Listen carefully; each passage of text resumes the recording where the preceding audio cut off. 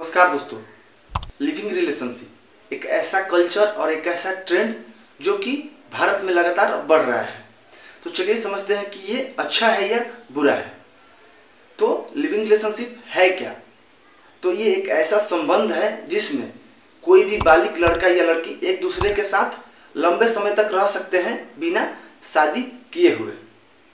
और भारत में ये लीगल भी है, क्योंकि कोर्ट का साफ कहना है कि कोई भी लड़की स्वतंत्रता रूप से एक लड़के के साथ रह सकती है कितने भी समय तक, जब तक वो चाहे। तो अब ये समझते हैं कि इसकी शुरुआत कब हुई और क्यों हुई। तो इसकी शुरुआत पहले पश्चिमी देशों में हुई, मतलब विदेशों में ये प्रचलित था इसका कल्चर। लेकिन पिछले कुछ वर्षों से हमारे देशों में भी ये प्रचलित हो रहा है, लेकिन केवल मेट्रो सिटीज में ही अभी आया हुआ है। जैसे हैदराबाद, बेंगलोर, दिल्ली, मुंबई तक ही सीमित है। अभी छोटे शहरों में, इलाकों में अभी ये नहीं पहुंचा है। तो अब ये सोचते हैं कि इसकी शुरुआत क्यों हुई। तो दोस्तों, इसका एक बड़ा रीजन ये दिखता है कि जो आज के वर्तमान युवा पीढ़ी है वो विवाह को एक बंधन के तौर पे देखते हैं। उन्हें ये लगता है कि शादी के बाद अगर कोई मतभेद होता है पार्टनर से, तो उन्हें शादी तोड़ने के लिए बहुत लंबे प्रक्रिया से होकर गुजरना पड़ता है। उसमें कोर्ट के चक्कर काटने पड़ते हैं, जेल में जाना पड़ता है और कोर्ट के फैसले का इंतजार करना पड़ता है। तब तक हम दूसरा विवाह नहीं कर सकते हैं या हम लोग फ्री नहीं हो सकते हैं।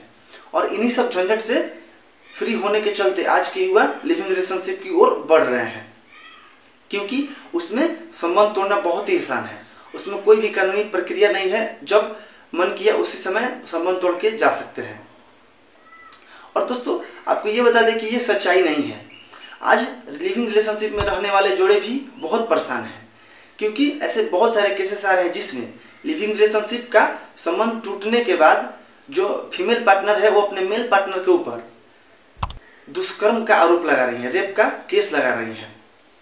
तो दोस्तों, अब जो स्वतंत्रता का ढिंढोरा पीटने वाले ये युवा हैं, अब वो कहीं के नहीं रह जाते हैं, क्योंकि शादी को तो पहले ही वो लोग ठुकरा चुके हैं और लिविंग रिलेशनशिप में भी वो फंस चुके हैं। ऐसे बहुत सारे केसेस हैं। जैसे मद्रास हाई कोर्ट में एक केस आया था, ऐसा ही केस जिसमें फीमेल पार्टनर ने मेल पे केस किया था, लेकिन उसमें कोर्ट ने ये साफ मना कर दिया कि आप केवल आप अगर साथ में रहती हैं लंबे समय तक किसी के साथ, तो आप जो पारिवारिक न्यायालय है उसमें वैवाहिक विवाद को नहीं उठा सकती हैं। आपके पास वो अधिकार नहीं है, क्योंकि आप केवल साथ में रहती हैं, आपका विवाह नहीं हुआ है उसके साथ। वो किसके लिए है? जो विवाह कर चुका है। दोस्तों, ऐसे में जो युवा है वो बहुत परेशान है, क्योंकि वो शादी को भी नहीं मानते हैं और लिविंग रिलेशनशिप में भी वो बहुत परेशान है। ऐसे बहुत सारे केसेस हैं। तो दोस्तों, अब आइए ये समझते हैं कि जो लिविंग रिलेशनशिप है उसका बुरा प्रभाव क्या क्या है। तो दोस्तों, इसका पहला बुरा और दुखद प्रभाव यह है कि जो लिविंग रिलेशनशिप में बच्चे जन्म लेते हैं उनका जो फ्यूचर है वो अंधकार में चल जाता है, क्योंकि जो माता पिता होते हैं वो उनको गोद लेने से, मतलब उनकी रिस्पॉन्सिबिलिटी लेने से इनकार कर देते हैं, या तो शर्म की वजह से या तो समाज के लाज की वजह से। तो फिर जो बच्चे हैं या तो कहीं और चले जाते हैं या फिर अनाथ आश्रय में चले जाते हैं। तो ये एक सबसे दुखद इसका बुरा प्रभाव है। तो हमें ये भी सोचना चाहिए कि सरकार को इसे ध्यान में रखते हुए इस पे सख्त कानून बनाना चाहिए।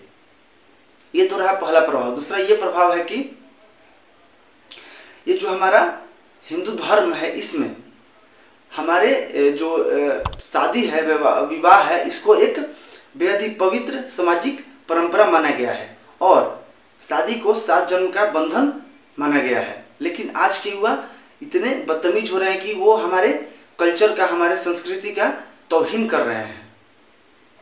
तो दोस्तों, और आपको ये भी बता दें कि जो ये लिविंग का कल्चर बढ़ रहा है हमारे देशों में, इसमें सबसे बड़ा और महत्वपूर्ण योगदान फिल्मों का है।